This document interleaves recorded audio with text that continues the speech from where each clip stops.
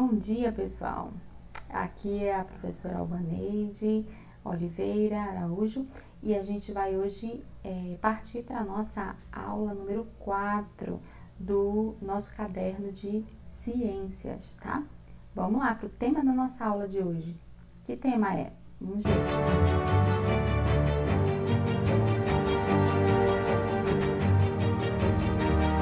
Muito bem, pessoal. Então, o tema da aula de hoje é a organização dos elétrons no átomo. Vamos recapitular rapidinho aqui as informações das nossas aulas anteriores. Primeiro, o átomo, ele é uma estrutura, tá? Muito pequena, muito menor que as células, tá? As células já são microscópicas. O átomo é muito menor que a própria célula, tá? Então, o que é o átomo? Como ele é formado? Ele é formado de um núcleo, ó, estão vendo aqui a imagem? Ele é formado de um núcleo, tá bom? Esse núcleo tem quais unidades subatômicas?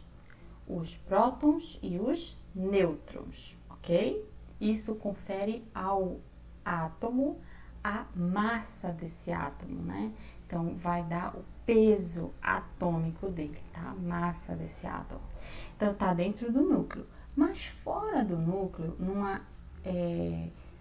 num conjunto de camadas que a gente chama de eletrosfera, olha essas camadas aqui, chamadas de eletrosfera, são como se fossem percursos que o elétron, que é o elemento dessa eletrosfera, né, ele faz ao redor do núcleo. Ele é grudado, ele é fixo ao núcleo, tá bom? Então, essa eletrosfera, ela é cheia de elétrons, ok? Esse modelo foi pensado por Rutherford Bohr, né, no século XIX. Então, eles, né, postularam que o átomo, ele não seria, os elétrons não ficariam grudados no núcleo, junto com os prótons e os nêutrons. Esses elétrons ficariam rodando em torno desse núcleo, presos a esse núcleo, mas poderiam sair, como a gente viu já, né? No caso dos cátions e dos ânions, eles podem se deslocar, tá? Então, o que é importante aqui? A gente entender que cada uma dessas órbitas possui, primeiro, um nome. Então, nós temos a órbita mais perto do núcleo é chamada de órbita K, ok?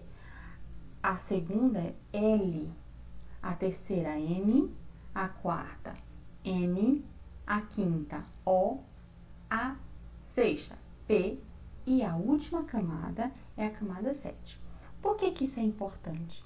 Isso é importante porque quanto mais vai chegando no meio dessa camada, vão cabendo mais elétrons. Então, cada camada dessa, elas só podem conter uma quantidade de X de elétrons, que a gente vai ver ali na tabelinha depois, tá? Esses números de elétrons, eles não são fixos. Os elétrons, como nós vimos, eles podem deixar o átomo ou entrar no átomo, tá? E aí a gente tem os cátions e os ânions, ok? Então, assim, esses elétrons, eles estão o tempo todo se deslocando, tá bom? Essas partículas subatômicas, os elétrons, eles estão o tempo todo se deslocando. Então, é natural que eles saiam dessas camadas, ok? Então, isso aqui não é fixo, tá? Isso aqui pode mudar. A quantidade de elétrons em cada camada pode mudar. Só que tem algumas regrinhas que a gente vai aprender hoje que elas não podem ser burladas, tá bom? Porque senão o elétron ele vai ficar descompensado, tá? E isso não é bom, porque isso pode criar justamente o que a gente não quer, que são as explosões atômicas, tá? São essas explosões atômicas que são a causa de muitos desastres ambientais, sociais, econômicos em vários momentos históricos, por exemplo, né? Chernobyl, lembrei. O desastre de Chernobyl. Teve outros, tá, gente? Mas esse ficou muito conhecido. Inclusive, tem uma série muito legal disponível na internet, nos sites, né? Que são para você assistir séries.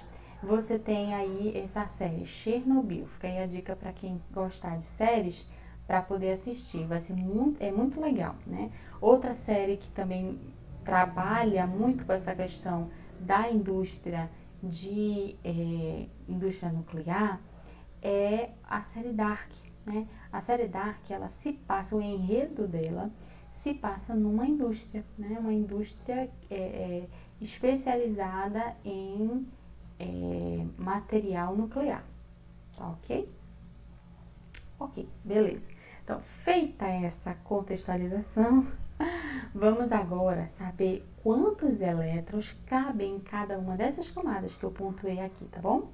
Então, na camada K, que é a mais próxima do núcleo, como ela está muito próxima, nela não comportam, não, muitos elétrons, só 2, ok? Então, aí você diz assim, professora, e se esse átomo tiver 3 elétrons, como faz? Se ele tiver 3 elétrons, então, na camada K vai ficar 2 elétrons normal, e na camada L vai ficar 1 elétron, sozinho. Por que que dá para ficar sozinho? Não pode extrapolar o número 8, tá? Não pode ficar 9 elétrons, por exemplo. Se for 2 elétrons aqui, ou 8 elétrons aqui, aí para completar o número de elétrons tá faltando 1. Coloca ele na outra camada, camada M, tá bom? Olha lá o texto, cada órbita tem um nível de energia que comporta, ou seja, cada camada tem uma quantidade de elétrons que elas comportam, como lemos na tabela ao lado. As últimas camadas da eletrosfera de cada átomo podem ter menos desses elétrons, porque o valor atômico é muito variável. Outro ponto importante é que a última camada de elétrons não pode ter mais do que 8 elétrons e que a penúltima camada não pode ter mais que 18. Então, veja só, por que isso é importante? Porque, veja, a última camada não pode ter mais que 8. Então, vamos supor que o átomo analisado, ele tenha 11 elétrons, tá? 11 elétrons. Então, como é que eu divido nas camadas eletrônicas? Eu coloco o 2 na camada K, eu coloco o 8 na camada L, tá? Aí dá 10, né? Na próxima camada cabem 18, mas eu só tenho um átomo sobrando. Então, esse um átomo vai ficar aí, tá bom? Por quê? Porque a última camada, ela pode ficar um número baixo, ela só não pode extrapolar a camada dela. Então, não pode ficar 19 aqui, ó, na camada M, não pode ficar 19, tá certo? Vamos praticar? Bora entender isso aí direitinho? Vamos lá? Ó, vamos fazer a distribuição eletrônica do hidrogênio, que é o H. Ele tem um átomo apenas, logo esse único átomo fica na camada K, tá? Então, esse um átomo, se a gente fosse desenhar, ele ficaria bem aqui, ó, na camada K, um átomo, tá? Pronto, dividi, acabou, tá? Então, lembra, essa camada, que é a única, né? É a última e a primeira, ela não tem, ela tem apenas um elétron. De hidrogênio, ele tem apenas um elétron. Só que aqui cabem 2 na camada K, mas tudo bem, não tem problema, tá? O que não pode é ficar acima de 8. Próximo, distribuição eletrônica do lítio. O lítio tem 3 elétrons. Na distribuição eletrônica, 2 átomos ficam na camada K e o outro na camada L. Então, a ideia ficaria assim, ó. Deixa eu tentar vir pra cá. 2 elétrons aqui. Ó, tentar desenhar aqui. 2 elétrons aqui, tá? E 1 elétron na camada L, tá bom? Ok. Próximo exemplo, depois do lítio. Distribuição eletrônica do sódio, que é o Na, né? O símbolo do sódio é o Na. O número aí do sódio é 11. Então, levando em consideração aqui, ó, 2 fica na camada K, 2 elétrons, 8 na camada L, falta 1. E vai para a camada M, tá bom? Certo? Próximo, vamos lá. Distribuição eletrônica do cálcio. Então, olha só, distribuição eletrônica do cálcio. O cálcio tem 20 números de prótons, tá? Ou o número atômico, né? É 20. Ele vai ficar com 2 elétrons na camada K, 8 elétrons na camada L e sobram 10 elétrons. Porém, pela regra da distribuição eletrônica, a última camada de elétrons não pode ter mais que 8. Olha, isso aqui é muito interessante. A gente tem que gravar essas duas regrinhas. A última camada não pode ter mais que 8 elétrons e a penúltima camada, se for, claro, longo, né, não pode ter mais que 18. A penúltima, tá bom? Se for além, né, na camada M, tá bom? Então, por isso a camada M ficam 8 elétrons e na camada M ficam 2 elétrons, tá? Tá só crescendo aqui. Pronto. Próximo. Deixa eu ver se eu ajeito aqui. Na distribuição eletrônica do iodo, Z53. Então, olha só. 2 elétrons na camada K, 8 na camada L, M na camada 18 na camada M, 18 também na camada M e na camada O, 7, tá? Então, tá bem distribuidinho aí, tá bom? O que é a camada de valência? A camada de valência é a camada anterior à última, então, a penúltima camada, tá? Então, o hidrogênio, por exemplo, tem uma camada, um elétron na camada de valência, ela é chamada de camada de valência, é a penúltima camada, tá? O lítio tem os elétrons vão ser colocados em duas camadas, na K e na L, tá? Um elétron na camada de valência.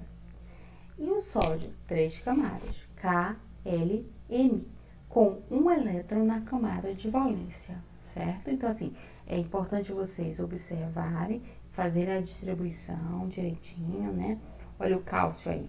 O cálcio, ele possui 4 camadas, K, L, M, N.